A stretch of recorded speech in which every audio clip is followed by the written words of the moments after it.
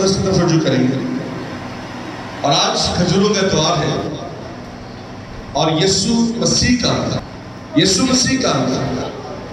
شاہانہ طور سے آنا، آج ہم اس کی یاد کو منا رہے ہیں. اور آئیے ہم خدا کے کلام مقدس میں سے مقدس متی کی انجیل نکالیں گے اور اس کا 21واں باب، مقدس متی کی انجیل اور اس کا 21واں باب، اور پہلی آیت سے لے کر کلام میں لکھا ہے. اور جب وہ یروشلم کے نزدیک پہنچے اور زیتون کے پہاڑ پر بیت فگہ کے پاس آئے تو یسوع نے 2 شاگردوں کو یہ کہہ کر بھیجا کہ اپنے سامنے کے گاؤں میں جاؤ. وہاں پہنچتے ایک گدھی بندھی ہوئی اور اس کے ساتھ بچہ پاؤ گے، انہیں کھول کر میرے پاس لے آؤ. اور اگر کوئی تم سے کچھ کہے تو کہنا کہ خداوند کو ان کی ضرورت ہے، وہ فی الفور انہیں بھیج دے گا. یہ اس لیے ہوا کہ جو نبی کی معرفت کہا گیا تھا وہ پورا ہوا کہ صہیون کی بیٹی سے کہو کہ دیکھ تیرا بادشاہ تیرے پاس آتا ہے، وہ حلیم ہے اور گدھے پر سوار ہے، بلکہ لادو کے گدھے پر. اور شاگردوں نے جا کر جیسے یسوع نے کو حکم دیا ویسے ہی کیا، اور گدھی اور بچے کو لا کر اپنے کپڑے ان پر ڈالے اور وہ ان پر بیٹھ گیا. اور بھیڑ کے اکثر لوگوں نے اپنے کپڑے راستہ میں بچھائے اور اوروں نے درختوں سے ڈالیاں کاٹ کر راہ میں پھیلائی.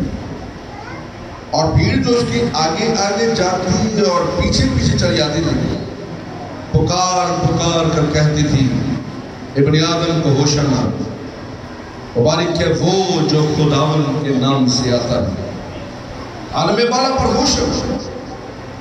اور جب وہ یروشلم میں داخل ہوا تو سارے شہر میں ہلچل پڑ گئی اور وہ لوگ کہنے لگے یہ کون ہے؟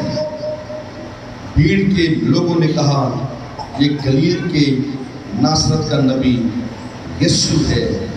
کلام مقدس کا پڑھا اور سنا جانا ہم سب کے لیے باعث سے برکت ہو. عزیزو، یسوع مسیح کا بڑے شاہانہ انداز میں داخلہ ہو رہا ہے اور یسوع مسیح یروشلم کو آ رہے ہیں. اور اس سے پہلے کہ وہ یروشلم کو آنے کو تھے، یسوع مسیح نے اپنے شاگردوں سے کہا تھا کہ وقت آ گیا ہے کہ ابن آدم یروشلم کو جائے اور وہ وہاں پر پکڑا جائے، مصلوب ہو اور پھر تیسرے دن مردوں میں سے جی اٹھے. یسوع مسیح جب یروشلم کو جا رہے ہیں، ان کا یروشلم جانا بہت سارے مطلب اپنے اندر رکھتا ہے. اور وہ کیوں یروشلم میں گیا؟ اس کا آسان جواب یہ کہ وہ مصلوب ہونے کو گیا. اور میں یہاں پر یہ بتاتا چلوں کہ اس دنیا میں بہت سارے مکتب فکر کے لوگ یہ کہتے ہیں کہ یسوع مسیح ناصری صلیب پر مصلوب نہیں ہوئے. کچھ لوگوں کا یہ ایمان اور عقیدہ ہے کہ یسوع مسیح صلیب پر مصلوب نہیں ہوئے، مگر میں یہ بتا رہا ہوں اور ہم سب یہ جانتے ہیں کہ یسوع مسیح کا اس دنیا میں آنے کا ایک ہی مقصد تھا. اس کا مقصد یہ نہیں تھا کہ وہ اندھوں کو آنکھیں دے، اس کا مقصد نہیں تھا کہ لنگڑوں کو چلائے، اس کا مقصد یہ نہیں تھا کہ مردوں کو زندہ کرے. اس کا مقصد حقیقی یہ تھا کہ وہ اپنی جان میرے اور آپ کے لیے صلیب پر قربان کر دے. وہ تو زمین پر آیا ہی قربان ہونے کے لیے تھا. تو اگر وہ قربان ہونے کے لیے آیا ہے، وہ ازل سے ذبح کیا ہوا بندہ ہے. مکاشفہ کی کتاب میں لکھا ہے، پھر میں نے تخت پر اسے دیکھا جو ازل سے ذبح کیا ہوا بندہ ہے. تو جب وہ آیا ہی مصلوب ہونے کے لیے ہے تو پھر اس بات میں کوئی جان نہیں رہتی کہ یسوع مسیح ناصری مصلوب نہیں ہوئے. اس دنیا میں بہت سارے لوگ یہ سمجھتے ہیں مسیح مصلوب نہیں ہوئے. لیکن وہ جس مقصد کے لیے آیا تھا وہ اس کی مصلوبیت تھی، اس لیے مسیح حقیقتاً مصلوب ہوا۔ پھر اس نے جگہ جگہ یہ بات دہرائی، اس نے کہا کہ لازم ہے، ضرور ہے کہ ابن آدم فقیوں فریسیوں کے ہاتھ سے پکڑوایا جائے، دکھ اٹھائے اور مصلوب ہو اور تیسرے دن مردوں میں سے جی اٹھے۔ اس لیے یہ نہیں ہو سکتا کہ مسیح مصلوب نہیں ہوا۔ ہمارے ایمان کا حقیقی عقیدہ یہ ہے کہ یسوع مسیح ناصری جو ہے وہ صلیب پر مصلوب ہوئے۔ اس کے بعد ایک بڑی حیرت انگیز بات، یروشلم میں جب وہ جا رہے ہیں، یروشلم شہر کی آبادی اس وقت لگ بھگ تو 3، 4، 5 لاکھ کے قریب تھی۔ مورخین کا خیال ہے کہ 2 یا 3 لاکھ بھی ہے، لیکن یہ عید فصح کی قربانی تھی اور یہ خاص عید تھی یہودیوں کی، اور یہ وہ عید تھی جس کا آغاز مصر میں ہوا۔ یہ غلامی سے نجات کی عید ہے، فصح کی عید چھٹکارے کی عید ہے۔ اور وہاں پر ہم جانتے ہیں کہ خدا نے حکم دیا موسیٰ کو، اس سے پہلے کہ وہ نکلنے کو تھے مصر سے، اس سے پہلے کہ آخری آفت نازل ہونے کو تھی، خدا نے کہا کہ تم ایک برہ ذبح کرنا، اور وہ برہ بے عیب ہو، ایک یکسانہ ہو، اور اس برے کو ذبح کرنے کے بعد اپنے دروازے کی دونوں چوکٹوں پر اور اوپر اس کا نشان لگا دینا خون کا، اور وہ صلیب کا نشان ہے۔ تو صلیب کا نشان شروع دن سے لے کر لوگوں کو بچانے آیا ہے۔ وہ فصح کا دن تھا، اور اس دن میں یروشلم میں پورے اسرائیل سے لوگ آتے تھے، اور وہ یروشلم جس کی آبادی 3-4 لاکھ کے لگ بھگ ہوتی تھی، اس کی آبادی 20 لاکھ کے قریب بھی پہنچ جاتی تھی۔ اتنے سارے لوگ وہاں پر جمع ہیں کہ ان کو پتا چلا کہ یسوع جو کہ ایک عظیم نبی ہے، وہ وہاں پر یروشلم کو جا رہا ہے۔ اور جاتے جاتے اس نے ایک بڑا کام کر دیا، اس نے جاتے جاتے سفر کے دوران لازر کو زندہ کر دیا۔ یہ لازر کا جو زندہ ہونا ہے، یہ اس کا یروشلم میں جانے سفر کی طرف جاتے آتے ایک واقعہ ہے۔ تو جب لوگوں نے دیکھا کہ اتنا بڑا مرسا ہوا ہے اور 4 دن کا مردہ زندہ ہوا ہے، 4 دن کا کیوں؟ اس لیے کہ یہودی روایت کے مطابق جب انسان مرتا اس کی روح اس کے جسم سے نکلتی ہے تو 3 دن تک وہ روح جو ہے وہ زمین پر ہی رہتی تھی۔ کئی لوگ کہتے ہیں یسوع نے لازر کو 4تھے دن زندہ کیوں کیا؟ اگر وہ اسے 3 دن کے اندر زندہ کرتا تو یہودی یہ کہتے ہیں کہ اس کی روح آس پاس کی دنیا میں تھی اور وہ واپس آ گئے، یہ کون سی بڑی بات ہے؟ اس لیے اس نے 3 دن کے بعد اسے زندہ کیا تاکہ وہ لوگوں کو بتا سکے کہ وہ حقیقی خدا کا بیٹا ہے۔ وہ لوگوں کو یہ بتا سکے کہ وہ قادر مطلق ہے۔ وہ لوگوں کو بتا سکے کہ وہ روح جو 3 دن کے بعد آسمان میں چلی گئی ہے، اس روح کو وہ واپس بلانے کا حکم دینے کی قدرت رکھتا ہے۔ ہاللویہ، سب کہیں ہاللویہ۔ اور اس یسوع نے 4تھے دن لازر کو زندہ کیا، تو جب وہ جا رہا ہے تو بڑی بھیڑ اس کے ساتھ جمع ہو گئی۔ اور وہ بھیڑ کیوں جمع ہوئی؟ اس کی کچھ وجوہات ہیں۔ نمبر 1، اس کے عظیم معجزے کی وجہ سے لوگ اس کے پیچھے چلنا شروع ہو گئے۔ نمبر 2، جب وہ یروشلم میں جا رہا تھا تو لوگوں کو یاد آیا کہ ایک پیشن گوئی ہے جو ایک شخص کے بارے میں کی گئی ہے، جو مسیح۔ اور آپ جانتے ہیں یہ پیشن گوئی جو زکریا کی پیشن گوئی بیٹی نے پڑھی ابھی، یہ سینکڑوں سال پہلے کی گئی۔ سینکڑوں سال پہلے یہ کہا گیا کہ آئے بنت صہیون، دیکھ تیرا بادشاہ تیرے پاس آتا ہے، اور وہ گدھے کے بچے پر سوار ہو کر تیرے پاس آتا ہے۔ سو حیرانگی کی بات ہے، گدھے کے بچے پر سوار ہو کر بادشاہوں کا بادشاہ آ رہا ہے۔ اس کی وجہ یہ ہے کہ گدھا حلیمی کا نشان ہے۔ گدھا اس بات کا نشان ہے کہ اسے کچھ بھی کہا جائے وہ جواب نہیں دیتا۔ اگر آپ گھوڑے کو ماریں گے، گھوڑا لاتے مارے گا، وہ جس کو ہم کہہ رہے ہیں دولتی مارنا. لیکن گدھا بھی کبھی، لیکن زیادہ تر گدھا جو ہے وہ برداشت کرتا ہے. اور پھر دوسری بات، یہ ایک پیشنٹ کوئی تھی تو لازمی پوری ہونی تھی، اور وہ گدھے پر سوار ہو کر جا رہا ہے. دنیا کے بادشاہ گھوڑوں پر سوار ہو کر دنیا کو فتح کرنے کے لیے نکلتے ہیں، مگر میرا اور آپ کا یسوع جو ہے وہ گدھے پر سوار ہو کر یروشلم کو داخل ہوا. اور اس کی بنیادی وجہ یہ تھی کہ وہ حلیم اور فروتن ہے. نمبر 2، وہ پیشن گوئی کو پورا کر رہا ہے. نمبر 3، وہ لوگوں کو بتا رہا ہے کہ میں اس دنیا کا بادشاہ ہونے کے لیے اس دنیا میں نہیں آیا، لیکن لوگوں کا مطالبہ کچھ اور ہے. یہاں پر وہ کہہ رہے ہوشنا، ہوشنا عبرانی زبان کا لفظ ہے. اس کا مطلب ہے ہمیں نجات دے، اس کا مطلب ہے ہمیں بچا، اس کا مطلب ہے ہمیں چھڑا. ہوشنا کا مطلب ہے ہمیں بچا اور ہمیں چھڑا.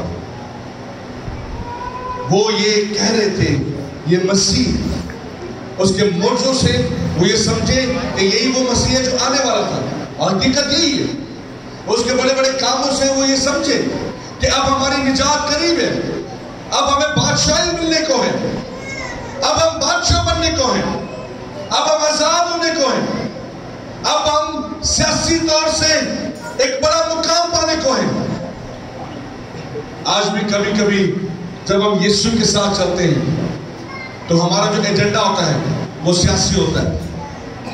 دکھ اور افسوس کی بات ہے، آج کل چرچوں میں چرچز سیاست کا شکار ہے.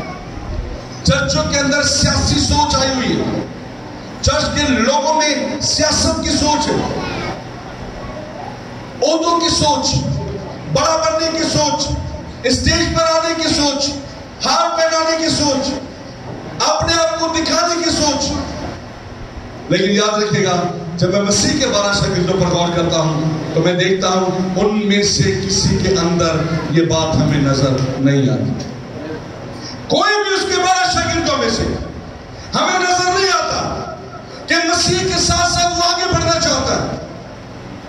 وہ مسیح کے ساتھ چلنا چاہتے تھے، لیکن وہ مسیح کی مرضی کے مطابق چلنا چاہتے تھے. یاد رکھیے، آپ دنیا کا ہر کام اپنی مرضی سے کریں، مگر خدا کی خدمت، مگر خدا کا کام آپ خدا کی مرضی کے بغیر مت کیجیے گا. وہ آپ اپنی مرضی سے کریں گے، اپنی مرضی سے. ساؤل نے کیا کیا؟ دیکھیں، میں ایک بڑا زبردست، یہ ایک بار ذہن میں آئیے تو ہم سیموئیل کی کتاب کی طرف چلیں گے. سیموئیل کی کتاب، پہلا سیموئیل،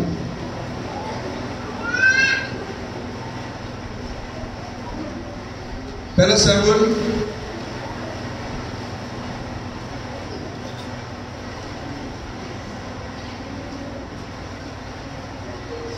اور اس کا 13 باب، پہلا سیموئیل 13 باب 8ویں آیت سے لے کر، جس کے پاس مائک ہے وہ بلند آواز سے پڑھ سکتا ہے. پہلا سیموئیل. اور وہ وہاں 7 دن سیموئیل کے مقررہ وقت کے مطابق ٹھہرا رہا، اور سیموئیل گلجال میں نہ آیا، اور لوگ اس کے پاس سے ادھر ہو گئے. سنیے، بڑی امپورٹنٹ بات ہے. ساؤل بادشاہ سیموئیل کا انتظار کر رہا ہے، کیونکہ سیموئیل نے آ کر قربانی چڑھانی ہے، سیموئیل نے آ کر مذبح پہ کھڑا ہونا ہے، سیموئیل نے آ کر خداوند کی حضوری میں قربانی دینی ہے. مگر ابھی تک سیموئیل پہنچا نہیں ہے. 7 دن ہو گئے اس کا انتظار کرتے ہوئے، مگر سیموئیل اب تک نہیں آیا. دیکھیے پھر ساؤل نے آگے کیا کیا. جی، تب ساؤل نے کہا سوگندی قربانی اور سلامتی کی قربانیوں کو میرے پاس لاؤ. سو اس نے ساؤل نے سوگندی قربانی گزران دی. اس نے وہ کام کر دیا جو کام کرنے کا حکم اسے خدا نے نہیں دیا تھا. کبھی کبھی ہم خدا کی خدمت کے لیے بلائے ہوئے نہیں ہوتے، ہم چنے ہوئے نہیں ہوتے، لیکن ہم خدمت کرنے کے لیے بھاگتے رہتے ہیں۔ خدمت کا چناؤ خدا کی طرف سے، خدمت کا چناؤ انسان کی مرضی سے نہیں ہے، یاد رکھیے گا۔ خدمت کا چناؤ شوق سے نہیں ہے۔ کبھی کبھی ہمیں بڑا شوق ہوتا ہے، انتظامی معاملات میں خدمت کرنا ایک الگ بات ہے، لیکن کہانت اور اسٹیج پر آ کر خدمت کرنے ایک الگ بات ہے۔ دونوں چیزوں میں بڑا فرق ہے۔ انتظامی معاملات کی خدمت کلیسیا میں سے کوئی بھی کر سکتا ہے، لیکن اسٹیج پر آ کر خدمت کرنے کے لیے خدا نے ہر کسی کو توفیق دی۔ اس نے کیا کیا؟ اس نے قربانی چڑھا دی، جب چڑھا دی تو پھر کیا ہوا؟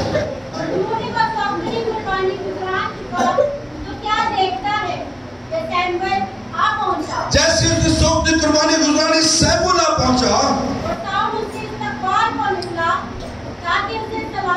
ساؤل خدا کے خادم کے استقبال کو نکلا تاکہ خدا کے خادم کو سلام کرے۔ سیموئیل نے دیکھا اور اس نے کہا کہ بھائی تم نے کیا کر دیا ہے؟ ساؤل نے جواب دیا کہ جب میں نے دیکھا کہ لوگ میرے پاس سے ادھر ادھر ہو گئے اور تم لڑائے ہوئے دنوں کے اندر نہیں آیا اور فلسطین مقامات میں جمع ہو گئے ہیں، تو میں نے سوچا کہ فلسطین جنجال میں مجھ پر آ پڑیں گے، اور میں نے خداوند کے کرم کے لیے اب تک دعا بھی نہیں کی ہے، اس لیے میں نے مجبور ہو کر سوکھتی قربانی گزرانی۔ وہ دلیل پیش کر رہا ہے، وہ کہہ رہا ہے کہ میں نے دیکھا کہ میرے مخالف فوج میرے سامنے کھڑی ہو گئی ہے اور اب تک دعا نہیں ہوئی ہے، میں نے مجبور ہو کر سوکھتی قربانی خدا کے حضور میں گزران دی۔ یہ ایک بڑا فیصلہ تھا جو کہ ساؤل نے کیا۔ نتیجہ کیا نکلا جی؟ کیا لکھا جی؟ سیموئیل نے ساؤل سے کہا تو نے بیوقوفی کی،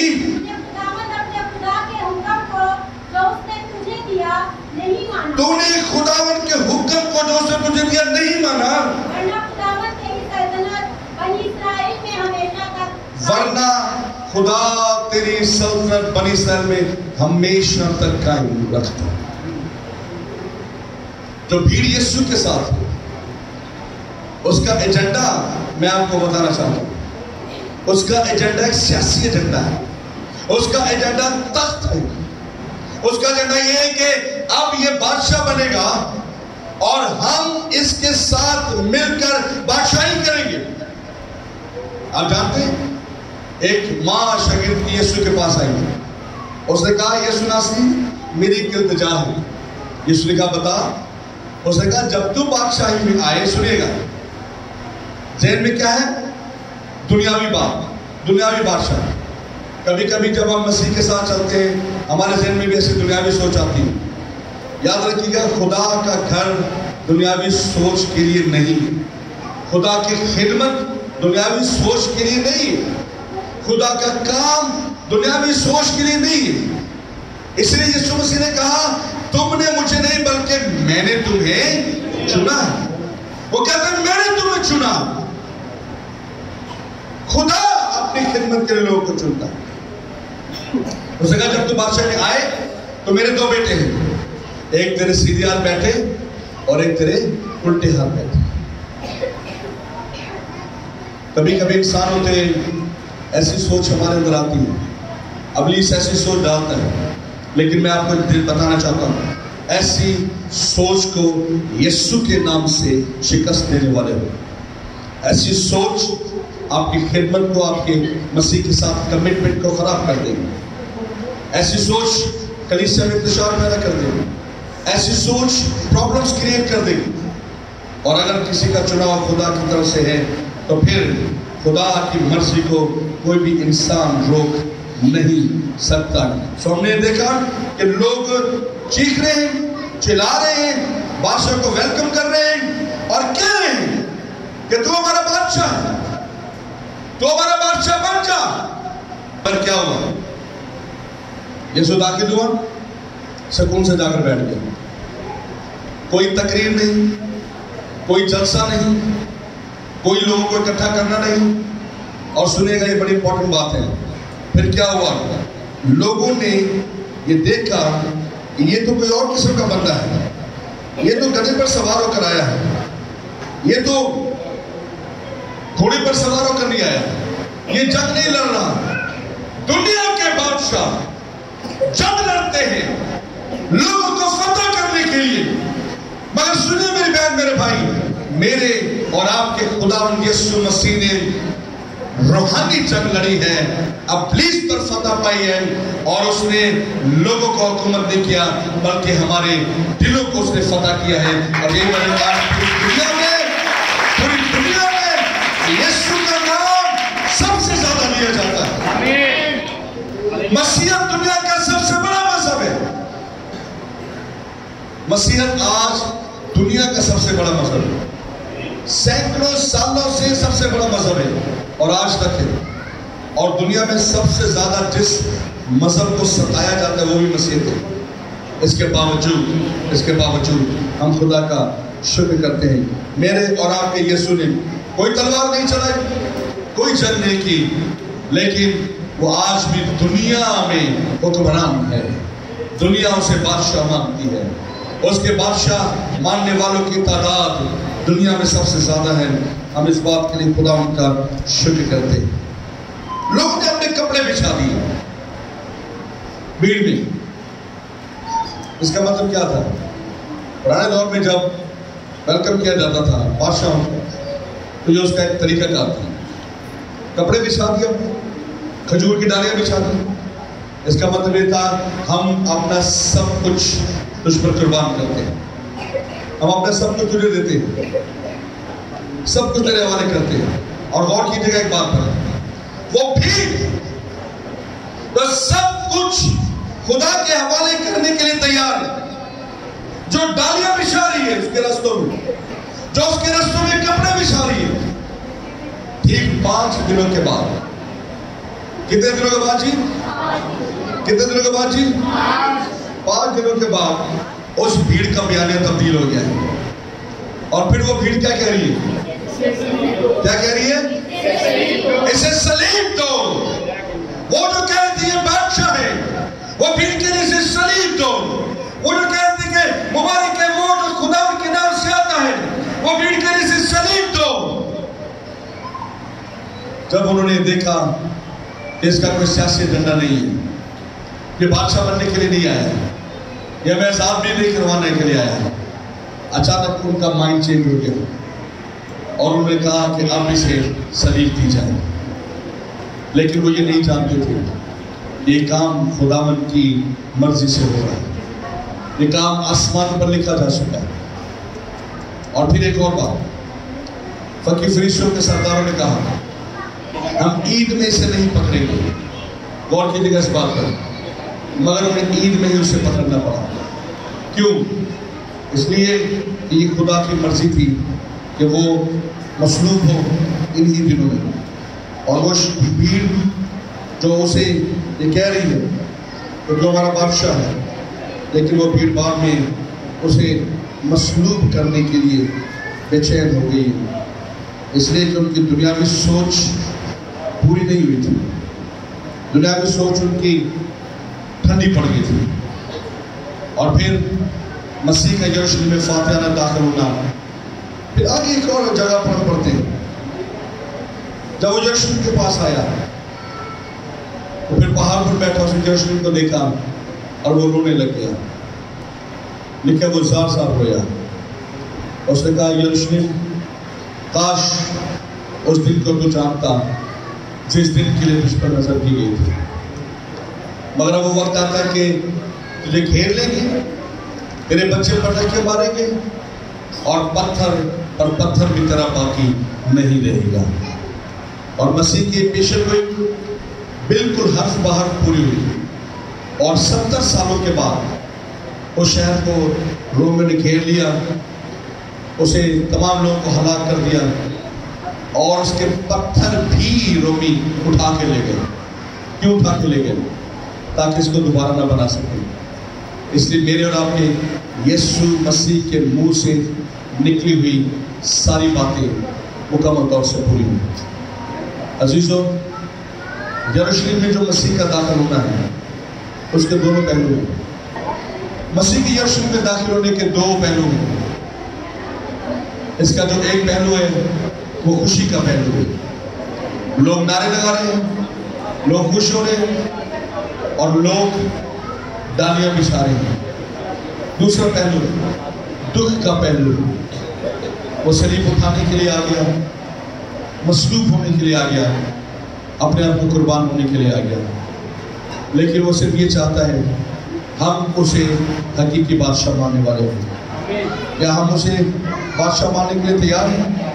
سچا بادشاہ، اپنے دلوں کا بادشاہ۔ عزیزوں، وہ اس دنیا پر حکمرانی نہیں کرنا چاہتا، وہ ہمارے دلوں پر حکمرانی کرنا چاہتا ہے۔ یسوع اس دنیا کو فتح کرنا نہیں چاہتا، یسوع ہمارے دلوں کو فتح کرنا چاہتا ہے۔ وہ دنیا کا عجیب و غریب بادشاہ ہے جس سے کوئی جنگ نہیں لڑی، پھر بھی اس نے دنیا فتح کر لی۔ غور کیجئے گا مسیح کی خوبیوں پر، مسیح نے کوئی جنگ نہیں لڑی، پھر بھی اس نے دنیا فتح کر دی۔ مسیح نے کسی پر تلوار نہیں چلائی، لڑائی نہیں کی، اس کے باوجود لوگ اسے اپنا بادشاہ جوک در جوک ماننے کے لیے تیار۔ یہ ہے میرا اور آپ کا یسوع۔ آئے اپنے سروں کو چکائیں اور یسوع کے خدا کا شکر کریں۔